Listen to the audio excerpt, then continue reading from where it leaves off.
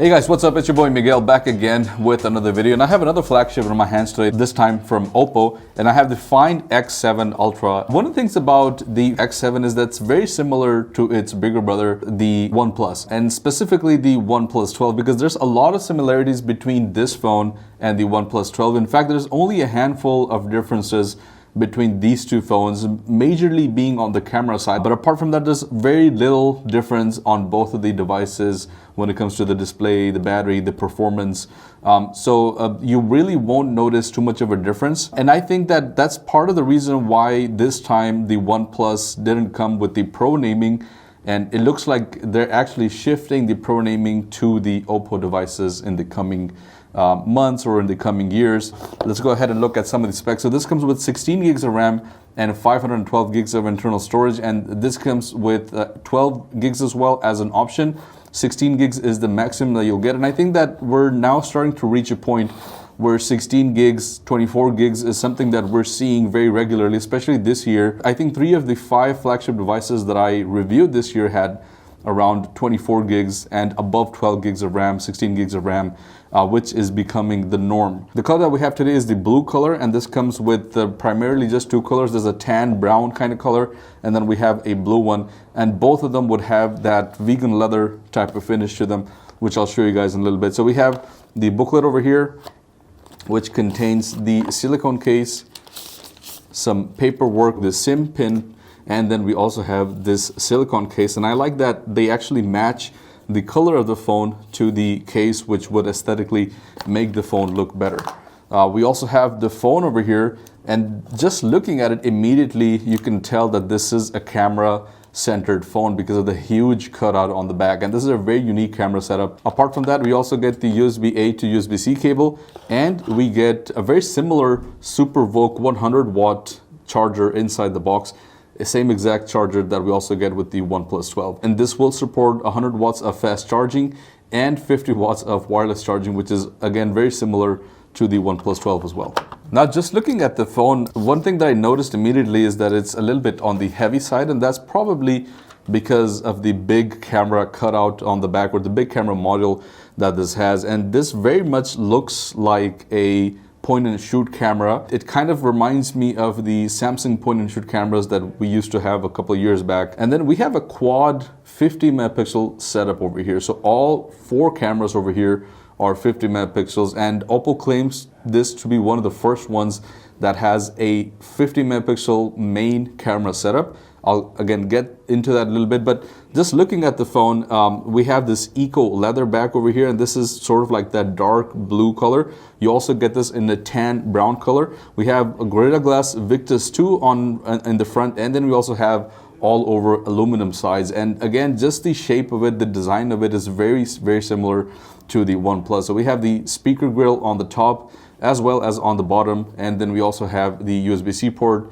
the SIM tray, and then again on this side we have something very similar to OnePlus as well, the mute slider button over here, which you can go ahead and slide to turn it either to ring mode or silent. On this side we have the volume rockers, and then we also have the power button, and the fingerprint sensor is embedded into the display.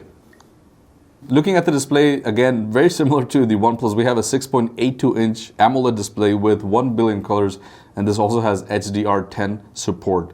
The thing that I like about this is that it's a little bit curved on the sides, but because of that, you kind of get an uneven bezel look. So it's a little bit thicker on the bottom sides, and that's something that you have to kind of sacrifice if you want that curved design, but it does make the phone feel better in the hands with that curved design.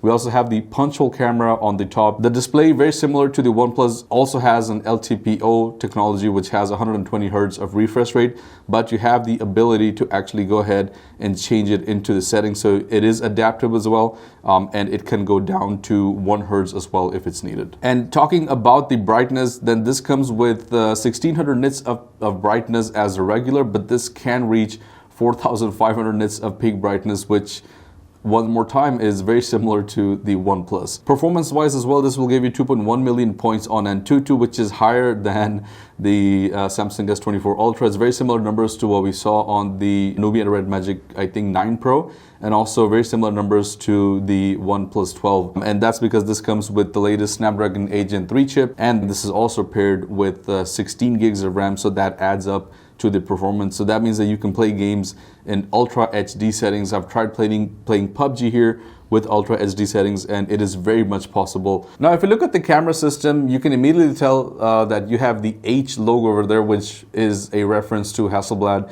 because this, similar to the OnePlus 12, also comes with Hasselblad color calibration. And I have to clarify here that this is not actual Hasselblad cameras.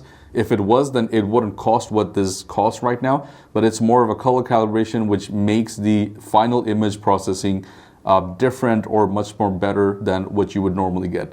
And according to Oppo, this is one of the world's first quad main camera with hypertone image engine. So this actually has a specific engine that's only built for the cameras. The main camera, according to Oppo, is a 1-inch Sony LYT-900 sensor. According to Oppo, this is the world's first dual periscope telephoto camera that has a sensor between 14 millimeters and 270 millimeters of zoom. So that's something that, again, you don't see every day.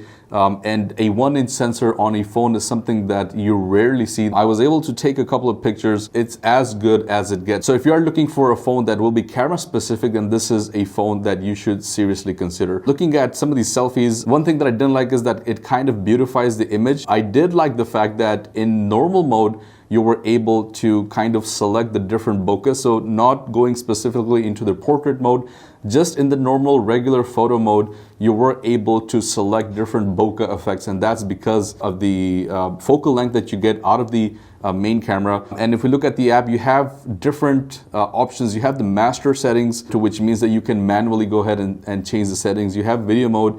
This will let you shoot in 4K resolution. Unfortunately, even though this has a very powerful camera, it doesn't let you shoot in 8K, which was surprising to me. And then you have more options, for example, night mode, panoramic mode, time-lapse mode, slow-mo mode, and then a bunch of different settings that you can play around. So I'll go over the cameras one more time. We have a main 50 megapixel wide camera. We have a second 50 megapixel camera, which is the Periscope telephoto lens, which has 2.8 times optical zoom and optical image stabilization. We have a third 50 megapixel camera, which has 135 millimeters field of view. And this again is also a Periscope telephoto camera, which has 6 times optical zoom with dual pixel autofocus and optical image stabilization. And then finally, we have the fourth 50 megapixel camera, which is the ultra wide camera, which has 123 degrees field of view and a focal length of 14 millimeters. Last but not least, we have the battery over here, and this is a regular 5000 milliamperes battery, which is slightly smaller than the OnePlus 12, which comes with 5400 milliamperes. And then with the charge that you get in the box, 100-watt charging, this will charge your phone from 0 to 100% in just around 26 minutes. So that's pretty decent.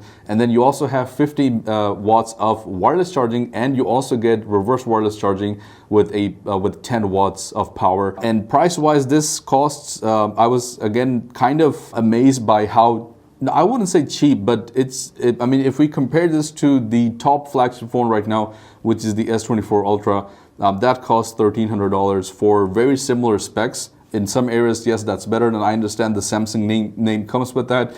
You have better resale value with that as well, so I get all of that. But still, this is half of that at around $750, which is, I think, a great deal if you want to buy a phone that will provide you similar flagship level experience with a very good camera. Both the OnePlus 12 and the Oppo X7 Ultra are pretty much priced the same. So I believe the OnePlus also is just around $700 to $800, depending on what specs you go with. But yeah, guys, I mean, I think these are more value for money. You get so much phone as compared to the price that you're paying if you compare them to something else right now. So that's my review on the Oppo Find X7 Ultra. Let me know your thoughts down in the comments below. Thank you so much for watching, and I'll see you guys in the next one. Peace out.